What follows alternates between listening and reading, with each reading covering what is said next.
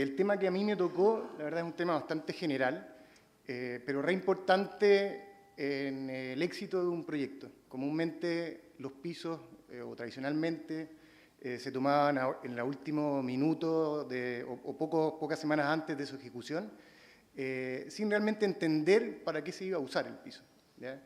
Y la verdad que es bien relevante. Hoy día los estándares han cambiado y las especializaciones y técnicas son distintas, y si elegimos la correcta vamos a tener un piso con un mejor performance y una vida más larga, ¿ya? Entonces vamos a partir primero por entender para qué queremos nuestro edificio, ¿ya? Nuestro edificio va a ser una sala de ventas, va a ser ocupado para una planta de proceso de alimentos, va a ser ocupado para una planta de proceso de fabricación, va a ser un centro de distribución de alta intensidad de uso, un centro de distribución de arriendo, donde no sabemos para qué lo vamos a ocupar y van a pasar grúas de otros tipos, ¿ya? En el caso de las salas de ventas de supermercados, que hoy día cada vez es más común que sean utilizados los pisos de hormigón como el piso de terminación, donde más nos vamos a fijar, o donde el cliente lo que está buscando es una terminación con brillo, una terminación con ojalá un color más o menos homogéneo. Entonces, para eso tenemos que focalizarnos en ciertas cosas dentro del proceso de ejecución y también dentro del tipo de equipo que yo voy a ocupar para lograr, en el fondo, este tipo de terminaciones con brillos muy altos y fácil mantención, ¿ya? Para eso ocupamos equipos que puedan, en el fondo, pulir en seco, ¿ya? Para conseguir estos números de brillo alto. Hoy día ya se ha objetivizado el brillo y se ocupan este tipo de instrumentos, donde mediante un haz de luz se toma la reflexión y tiene un índice de 0 a 100, y según eso voy a definir el estándar del piso que yo quiero. Para llegar a esos brillos sobre 50, 60, 70, tienes que tener una buena ejecución del piso y después un muy buen pulido en seco, ¿ya? Si es una planta de procesos industriales, una planta de alimentos, son otros los requerimientos, ¿ya? Normalmente vamos a tener una limpieza después de cada uno de los turnos, por lo tanto, tiene una intensidad en su lavado y mantención mucho más alta que cualquier otro tipo de piso, ¿ya?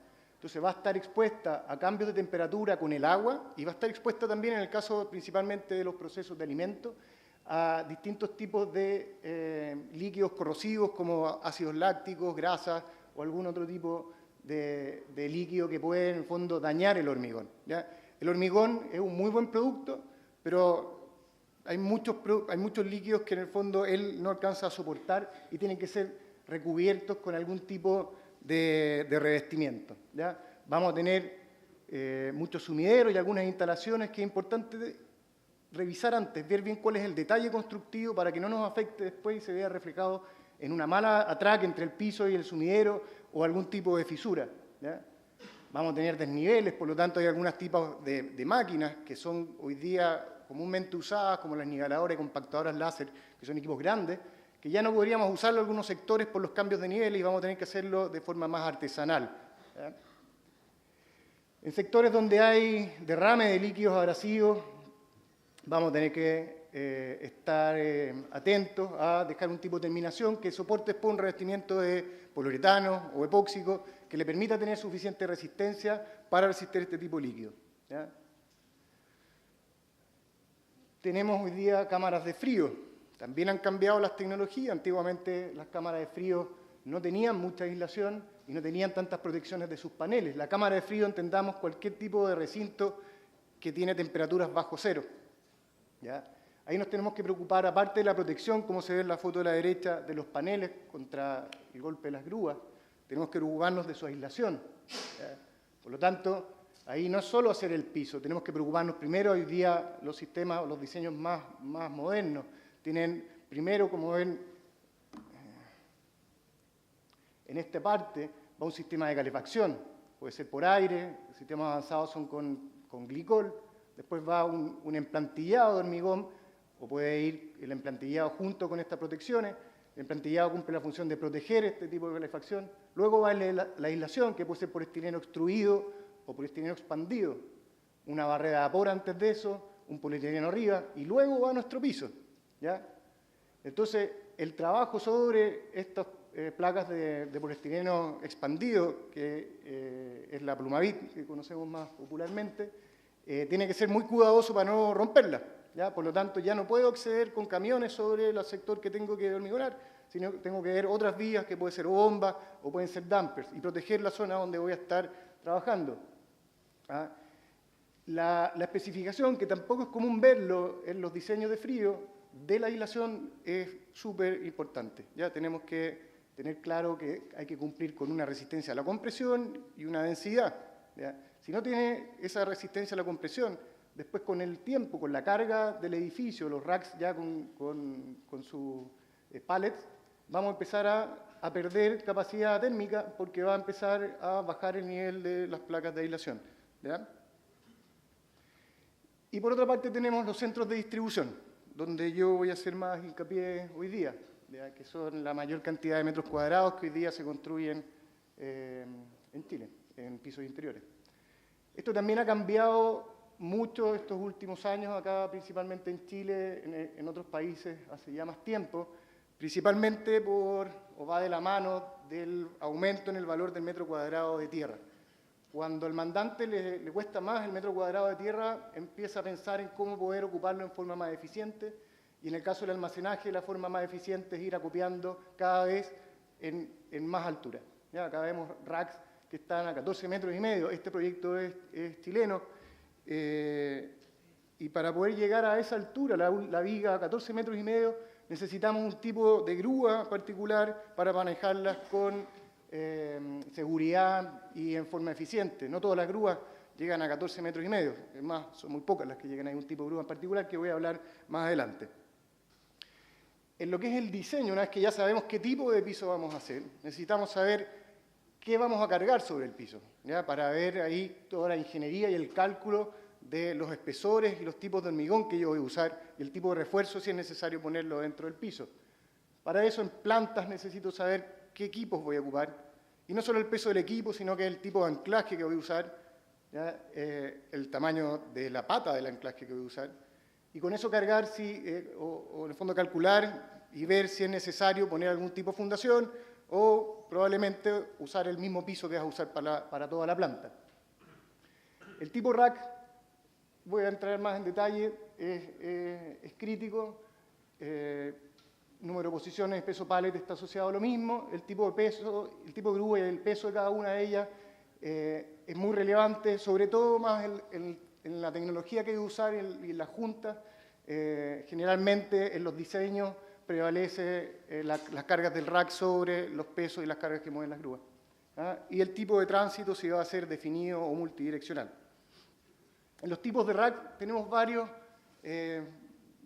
sistemas, ¿ya? El sistema más común es el sistema selectivo, donde la distribución de las cargas básicamente es proporcional o lineal sobre las patas de los racks, ¿ya? Tenemos los cantilever, pushbacks, cada vez más común ver este tipo de sistemas, ¿ya? Donde la grúa en el fondo va colocando la carga y va desplazándose la carga, la última que habías puesto, y siempre vas a tener un pallet en posición de retiro. Esa es la idea del pushback y además va a ser más eficiente el uso de la superficie de tu edificio. El drive-in rack, que es cuando las grúas pueden entrar adentro de los racks y tienen en el fondo lateralmente unas vigas donde se van posicionando los pallets. Y el flow rack o rack dinámico, que tú cargas por un lado, retiras por el otro. Estos tipos de rack, los últimos tres que yo les mandé, claramente tienen una distribución de su carga bastante distinta a la de un rack selectivo, ¿ya? Y es aquí donde el proveedor de rack debió haber hecho los cálculos necesarios para entender cuál es la carga que tiene cada una de las patas del rack que yo voy a colocar sobre mi piso, ¿ya?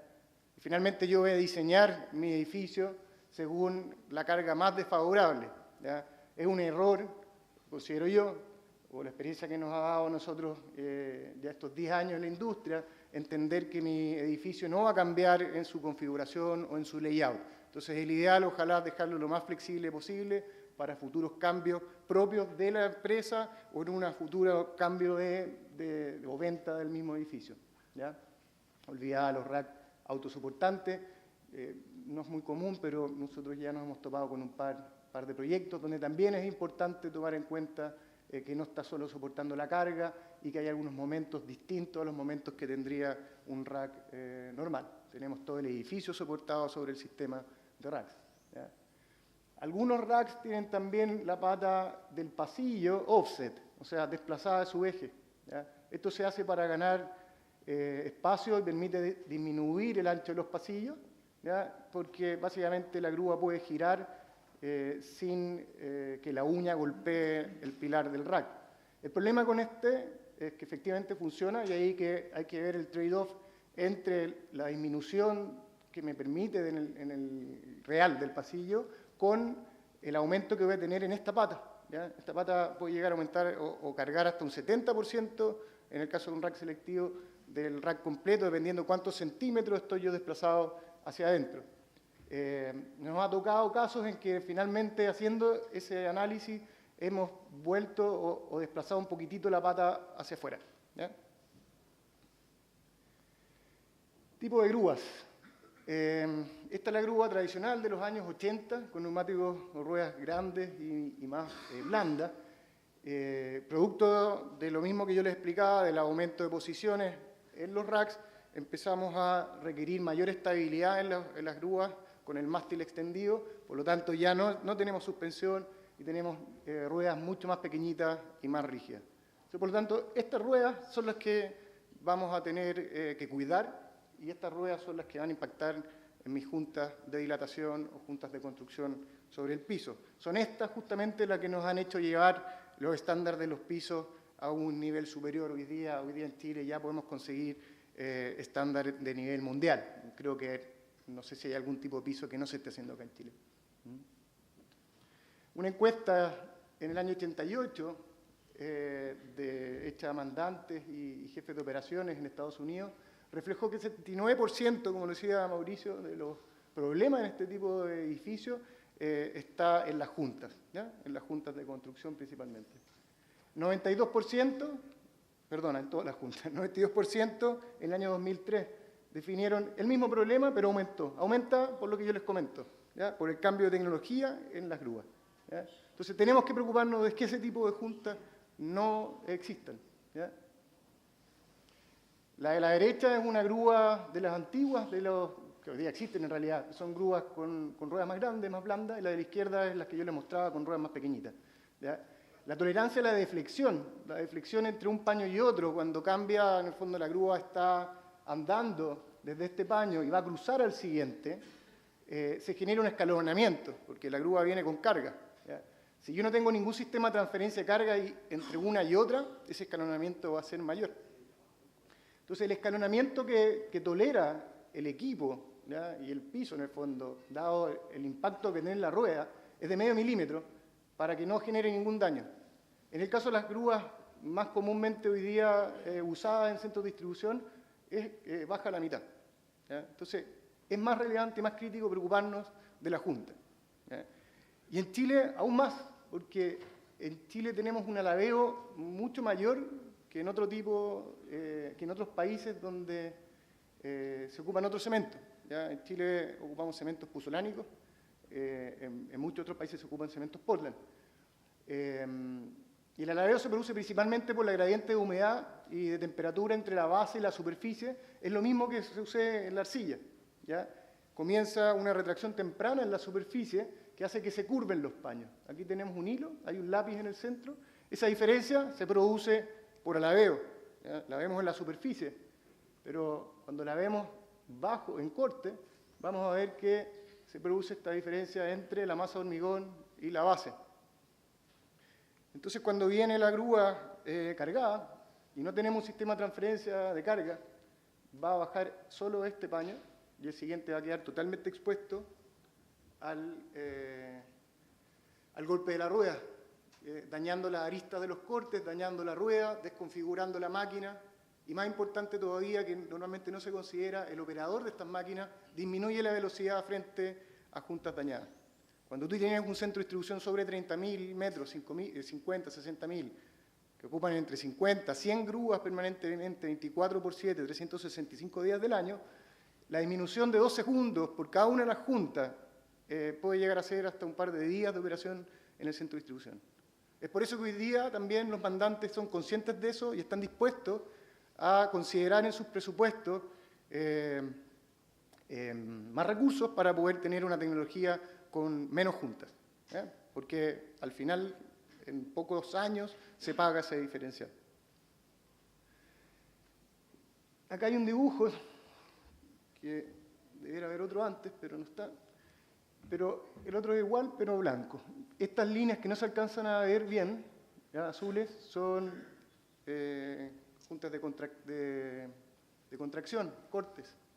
¿Ya? Normalmente los pisos no tienen transferencia de carga en el centro, la tienen solo en el perímetro, en la junta de construcción. ¿Okay? Al no tener transferencia de carga, toda la carga está. Acá hay una grúa posada en este punto, donde están los puntos blancos, el punto más desfavorable, un paño. ¿Ya? Cuando yo genero transferencia de carga, hago solidario los otros 3 paños del piso. ¿Ya? Entonces, me permite disminuir las tensiones superficiales, disminuir los espesores y mejorar mis juntas y la vida de cada una de ellas. Les hablaba de estas racks ya de mayor altura. Sobre cierta altura necesitas este tipo de grúa para llegar a recoger tu carga. ¿Ya? Piensen que esa persona está a 14 metros y medio, la parte baja o sus pies. ¿Ya? No muchas grúas tienen este mástil y evidentemente con el mástil a esa altura necesitamos ciertos requerimientos de lisura, ¿ya? Que es importante tomar en cuenta antes de comenzar a hacer el piso. ¿Ya? Y para definir eso necesitamos saber si nuestro tránsito va a ser multidireccional o definido. ¿Ya? Normalmente las zonas de multidireccional son las zonas de picking, las zonas definidas, las zonas de pasillo. En los racks con rack más bajo, los pasillos son anchos y también la grúa necesita girar. Donde realmente es tráfico definido son en las fotos que les mostré antes, donde se ocupan grúas trilaterales. Una grúa con el mástil en altura pierde estabilidad. O sea, el momento que tiene la grúa con desnivel cambia con respecto a un piso nivelado. Por lo tanto, ya el riesgo que tengo de que se vuelque mi grúa es mayor. Si eso suma un desnivel marcado en un punto particular, hay una fuerza dinámica en el fondo en este punto que podría de nuevo generar un aumento del riesgo del volcamiento de mi equipo. Si es transversal, puedo empezar a golpear los pallets en altura ya a medida que avanzo por el pasillo. Entendamos que esto está a 14 metros de altura, entonces para ganar tiempo estas grúas empiezan a moverse con la carga en altura, ¿ya? Y empiezan a bajarla a medida que avanzan. Entonces es re importante la estabilidad de la grúa, ¿ya? Para que se hagan una idea, acá tienen la altura de la posición del pallet, 6 metros, 10 metros, 14 metros, los desniveles en el piso, ¿ya? 3 milímetros, 6 milímetros, 9 milímetros. 3 milímetros a 14 metros de altura son 4,2 centímetros. ¿Ya? Si yo muevo 4,2 centímetros, mi carga arriba, sumado al movimiento que podría tener el mástil va a tener alguna flexibilidad. Y además, en el fondo, la unión de las distintas coplas del mástil, que después tienen también alguna holgura, podría aumentar aún más, en el fondo, esos 4,2 centímetros y empezar a golpear la carga. ¿Ya? TR34 define algunos parámetros para poder definir previamente cuál es la lisura que yo quiero. ¿Ya? Acá tienes la altura, más de 13 metros, entre 8 y 13 metros, menos de 8 metros. Y acá lo que importa es el distanciamiento de las ruedas, es el distanciamiento de los ejes y la altura del rack. Esto lo va a explicar más adelante Ricardo, así que yo la verdad que no voy a entrar muy en detalle. Este tipo de números se mide con esta máquina que se llama perfilógrafo. Acá en Chile no hay ninguno, hemos tenido que traer siempre a alguien de afuera para que lo mida. Y con eso tú hoy día puedes tener el registro de lo que hay realmente y te permite después corregir en caso de que no llegaste en algún punto.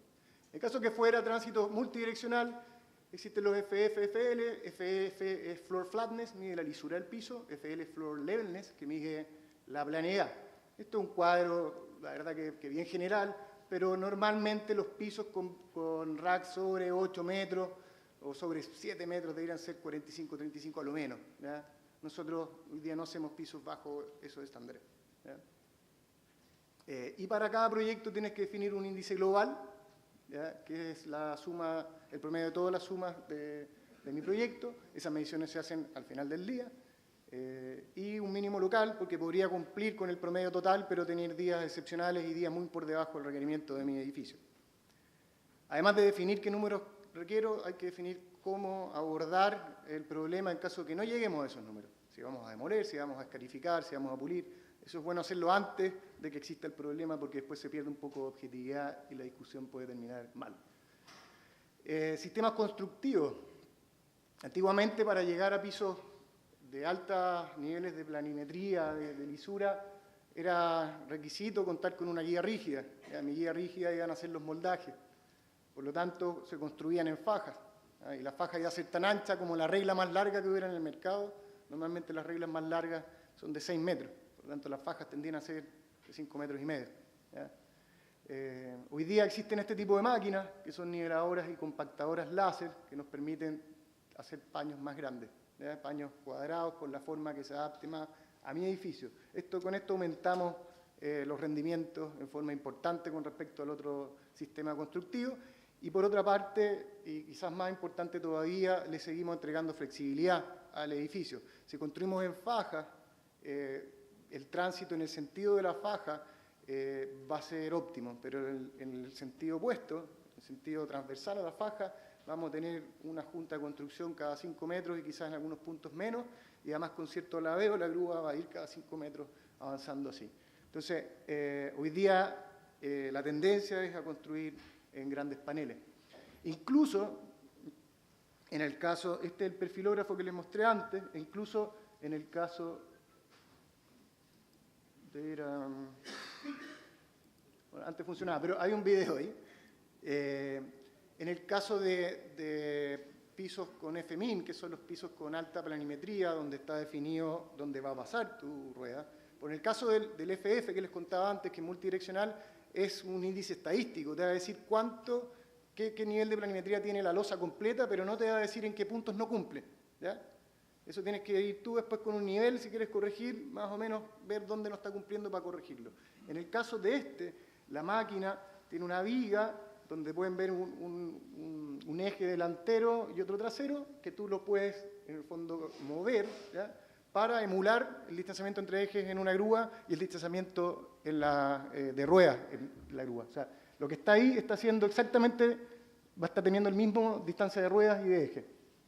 Y te permite corregir en un punto exacto. Entonces, esto hoy día, en países que tienen ya más experiencia que nosotros, se usa para corregir cuando tú haces grandes paneles.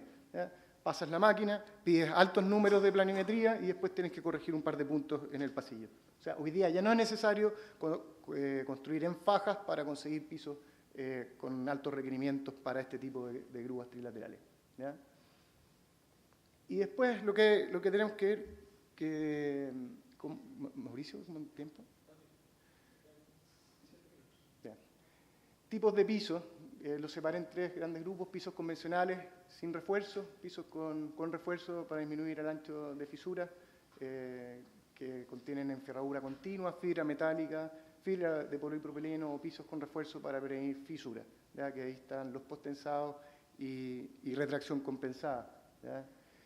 Lo que tenemos que fijarnos siempre, les recuerdo, es en generar transferencia de carga en todas las juntas, ¿ya? No tanto en las juntas, no solo en las juntas de construcción, también en las de contracción, ¿ya? Las de contracción son donde hago el corte, ¿ya? Ese tipo de juntas tiene que tener transferencia. Antiguamente los diseños de corte o el esquema de corte se definía según la variable fisura, ¿ya? Voy a distanciar mi corte tanto como pueda antes de que empiecen a aparecer fisuras. Hoy día hay que incorporar al diseño, al análisis, que además tengo que mantener una transferencia de carga. Por lo tanto, si yo no tengo ningún elemento de transferencia de carga interior en la masa de hormigón, tengo que preocuparme de que genere transferencia de carga el mismo hormigón. Y eso se llama interlocking, ¿ya? Cuando yo corto el hormigón, genero o induzco una fisura. Esa fisura va a seguir la silueta de los áridos que tenga la masa del hormigón. Si se fijan, acá hay 2 piedras, ¿ya? Que cuando pase la grúa de un paño a otro, esas piedras van a generar transferencia de carga. ¿Ok? Pero esa transferencia se pierde cuando esta fisura se abre más de 2 milímetros. ¿Ya? ¿Cómo controlo yo esa apertura de fisura? Tengo que conocer mi retracción. ¿Ya? La retracción en Chile es del orden de 0,87 y 1,1 milímetros por metro lineal de piso. En países con Con cemento puzolánico las retracciones son del orden de, con Portland son del orden de 0,3. Entonces nosotros tenemos un tipo de cemento que funciona muy bien, pero tenemos que tener claro cuáles son sus condiciones y cómo adaptar los diseños a ellas. Por lo tanto, como es 3 veces mayor mi retracción, calculo cómo cortar. Tengo el paño definido, tengo mi retracción por metro lineal, por lo tanto, si quiero que se abra menos de 2 milímetros, hago más cortes que los que se hacían antiguamente para poder generar transferencia de carga. La desventaja es que voy a tener mucho más cortes. Ahora son cortes con juntas que van a funcionar bien porque tenemos transferencia de carga en cada una de ellas. Si queremos otro sistema, también existe este sistema que es un refuerzo estratégico que se pone bajo las juntas, bajo los cortes. Después creo que Luis también habla más en detalle de esto. Sistemas con fibra, efectivamente la fibra también genera algo de cohesión en el fondo en el hormigón y vamos a tener una buena transferencia en las juntas de dilatación. Parte de esa transferencia también se va a las juntas de construcción. Pisos posttensados, acá en Chile la experiencia más común es hacerlo en fajas. Yo he visto, he tenido la experiencia de estar en otros países donde se han hecho grandes paneles. Esto lo que busca es con estas vainas comprimir el hormigón en el perímetro para ayudarlo a contraerse y evitar que se fisure. Estos pisos no se cortan, sí tienen estas juntas de construcción a lo largo y las juntas que van cruzadas en el fondo. Y pisos de retracción compensada, que son pisos que no tienen cortes también, te permiten hacer paños de 40 por 40 metros, o sea, 1.600 metros cuadrados sin cortes, con soluciones de junta que están muy bien abordadas. Bueno, muchas gracias.